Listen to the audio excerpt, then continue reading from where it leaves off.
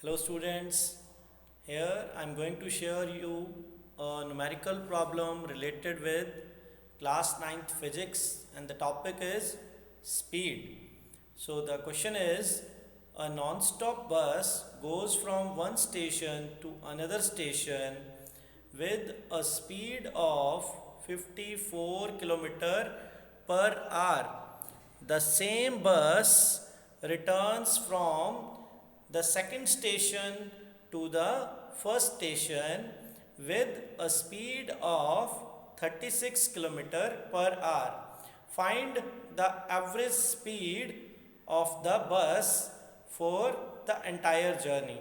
So here we recall the formula for average speed, that is average speed equal to total distance traveled divided by total time taken. So students, in this solution, just let 2-3 things. Number one, draw a horizontal line and mark the ends station 1 and station 2 as I had shown in this solution.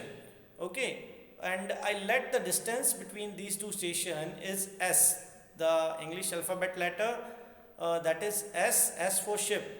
Okay students, एक बात का ध्यान रखिए, अब जो 9th class में जितनी भी आप फिजिक्स स्टडी करेंगे यहाँ पे डिस्टेंस को ज़्यादातर एस जो इंग्लिश का लेटर है इसी से शो करेंगे. Okay, and now let write the given, that is v1 the speed when the bus going from station 1 to station 2, that is 54 kilometre per hour. v2 when the bus returning back from station 2 to station 1 is 36 kilometer per hour. So student, as the formula is total distance travel, so total distance कितना हो जाएगा, s kilometre जाना और s kilometre आना. So 2s, s plus s is equal to 2s, ये total distance traveled हो जाएगा. But हमारे पास यहाँ पे total time taken नहीं है कि बस को जाने में कितना टाइम लगा और आने में कितना टाइम लगा. So पहले हम वो फाइंड करेंगे. So the case 1, when the bus moving from station 1 to station 2, so using the formula speed is equal to distance upon time. speed हमने v1 लेट किया है जब बस स्टेशन 1 से स्टेशन 2 की तरफ जा रही है. v1 is equal to s upon t1. t1 is time taken for when the bus going from station 1 to station 2. सो यहाँ पर T1 जो है वो राइट हैंड साइड में डिवाइड में है, जब इसको हम लेफ्ट हैंड साइड में लाएंगे तो ये ऊपर मल्टीप्लाई में आ जाएगा. And V1 goes to the on other side, when we will shift the V1 on other side it will come in divide. Okay, denominator में आ जाएगा. सो इसमें S1 V1 की वैल्यू भी पुट कर देते हैं, then it will come T1 is equal to S upon 54. Similarly, case 2 जब हम कंसिडर करेंगे, when the bus moving from station 2 to station 1, so T2 की वैल्यू आ जाएगी S upon 36. So students, यहाँ पे एक बात जो हमें ध्यान रखनी है, जो S है here S is same in both the cases. Okay, so यहाँ पर एक चीज़ और देखिए, मैं स्नैप को ऊपर ले आता हूँ. यहाँ पर एक चीज़ और देखिए, जो V एवरेज है, ठीक है, उसका फॉर्मूला अब यहाँ पे हम उसमें वैल्यू पुट करते हैं. उस फॉर्मूला में total distance travel, that is S plus S means total distance, S kilometre जाना और S किलोमीटर रिटर्न आना. Okay, and divided by total time taken.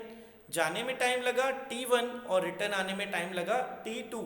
तो टोटल टाइम टेकन कितना हुआ, T1 प्लस T2.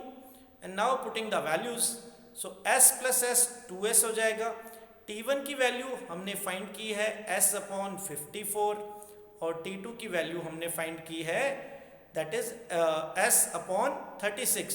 तो ये वैल्यूज पुट करेंगे. सो students, यहाँ पे देखिए डिनोमिनेटर में भी एक टर्म आई हुई है, एक फ्रैक्शन और है. तो यहाँ पर 54 और 36 इस टर्म को हम सॉल्व कर लेते हैं. पहले इसका एलसीएम ले लेते हैं और इस फ्रैक्शन को जब हम सॉल्व करेंगे, we got 2s plus 3s divide by 108. Okay, so students, यहाँ पे अगर कुछ स्टूडेंट्स को डिवाइड में यानी कि डिनोमिनेटर में अगर एक और फ्रैक्शन हो उसको सॉल्व करने में दिक्कत आती है, देन T1 प्लस T2 को पहले सेपरेटली सॉल्व कर लीजिए और उसकी वैल्यू पुट कर लीजिए, वो ज़्यादा ईजी रहता है. बट जिनको प्रॉब्लम नहीं है वो ऐसे भी कर सकते हैं। ओके, सो यहाँ पे टोटल टाइम टेकन की वैल्यूज जब हम इस पे पुट करते हैं, so we got the final value that is 2s into 108 divide by 5s। Okay, denominator के डिनोमिनेटर में अगर कोई टर्म आती है, कोई इंटीजर आता है, तो वो ऊपर न्यूमरेटर के साथ मल्टीप्लाई में लिखा जाता है। इसीलिए यहाँ पर जब 2s upon 2s plus 3s है और डिवाइड में 108 है, तो जो 108 है वो ऊपर आ गया 2s के साथ मल्टीप्लाई में। ओके, सो यहाँ पे s से s कैंसल आउट हो जाएगा और फिर बाद में हमारे पास क्या रह गया, 2 इंटू 108 अपॉन 5, 2 को मल्टीप्लाई करते हैं 108 से, वी गॉट 216 अपॉन 5। इसको सॉल्व करेंगे then the answer will come 43.2 kilometre per hour. Kilometre per hour is the unit for the speed here. Students, कभी भी जो ये डिवाइड में जो T1 प्लस T2 वाला जो मैंने आपको एग्जांपल दिया है, अगर किसी को 1% भी डाउट होता है तो इसको पहले सेपरेटली सॉल्व कर लीजिए, उसमें कुछ आपका गलत नहीं होगा। लेकिन अगर आपने इसको एज इट इज़ किया और उस टाइम पे अगर आपसे कोई मिस्टेक हो गई, देन आपके मार्क्स डिडक्ट हो जाएंगे। Okay students, thank you, thanks for watching.